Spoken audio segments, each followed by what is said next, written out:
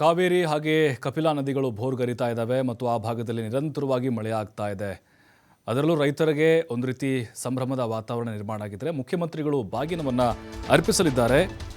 ನಿರಂತರ ಮಳೆಯಿಂದ ಕೆಆರ್ಎಸ್ ಹಾಗೆ ಕಬಿನಿ ಡ್ಯಾಮ್ಗಳು ಭರ್ತಿಯಾಗಿದ್ದಾವೆ. ನಾಳೆ ಕೆಆರ್ಎಸ್ ಹಾಗೆ ಕಬಿನಿ ಜಲಾಶಯಕ್ಕೆ ಸಿಎಂ ಬಾಗಿನವನ್ನು ಅರ್ಪಿಸಲಿದ್ದಾರೆ. ಯಾಕಂದರೆ 2 ವರ್ಷ ಆದಮೇಲೆ ಈಗ ಜಲಾಶಯಗಳು ಭರ್ತಿಯಾಗಿದ್ದಾವೆ. ಸಾಕಷ್ಟು ಪ್ರಮಾಣದಲ್ಲಿ ನೀರು ಸಂಗ್ರಹವಾಗಿದೆ. ಮುಖ್ಯಮಂತ್ರಿಗಳು ಬಾಗಿನ ಅರ್ಪಿಸ್ತಾರೆ.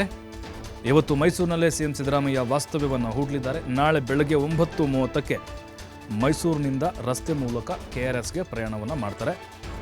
ಬೆಳಗ್ಗೆ 10:30ಕ್ಕೆ ಕೆಆರ್ಎಸ್ಗೆ ಬಾಗಿನವನ್ನು ಅರ್ಪಿಸಲಿದ್ದಾರೆ ಸಿಎಂ ಸಿದ್ದರಾಮಯ್ಯ.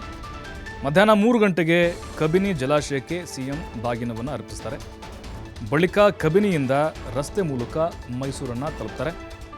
ಮೈಸೂರಿನಿಂದ ವಿಶೇಷ ವಿಮಾನದ ಮೂಲಕ ಬೆಂಗಳೂರಿಗೆ ಬರ್ತಾರೆ. ನಾಳೆ ಸಂಜೆಯೇ ಬೆಂಗಳೂರಿಗೆ ಬರ್ತಾರೆ.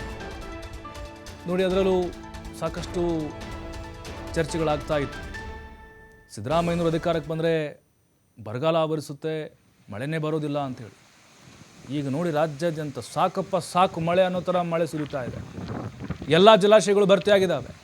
ನದಿಗಳು ಅಪಾಯದ ಮಟ್ಟ ಮೀರಿ ಹರಿತಾ ಇದ್ದಾವೆ. ಕೆಆರ್ಎಸ್ ನೋಡೋಕೆ 2 ಕಣ್ಣು ಸಾಲ್ವಲ್ದು, ಅಷ್ಟರ ಮಟ್ಟಿಗೆ ನೀರು ಸಂಗ್ರಹ ಆಗಿದೆ. ಕಬಿನಿ ಭೋರ್ಗರಿತಾ ಇದೆ. ಮುಖ್ಯಮಂತ್ರಿಗಳು ಈಗ ಬಾಗಿನವನ್ನು ನಾಳೆ ಅರ್ಪಿಸಲಿದ್ದಾರೆ. 9:30ಕ್ಕೆ ಮೈಸೂರಿನಿಂದ ಕೆಆರ್ಎಸ್ಗೆ ಹೋಗ್ತಾರೆ. ಅಲ್ಲಿ 10:30ಕ್ಕೆ ಬಾಗಿನ ಕಾರ್ಯಕ್ರಮ. ಅದಾದಮೇಲೆ ಮಧ್ಯಾಹ್ನ 3ಕ್ಕೆ ಅಲ್ಲಿಂದ ಮತ್ತೆ ಕಬಿನಿ ಜಲಾಶಯ, ಅದು ಕೂಡ ಮೈಸೂರು ಜಿಲ್ಲೆಯಲ್ಲಿ ಬರುತ್ತೆ, ಹೆಜ್ರಿಕೋಟೆ ತಾಲೂಕಿನಲ್ಲಿ.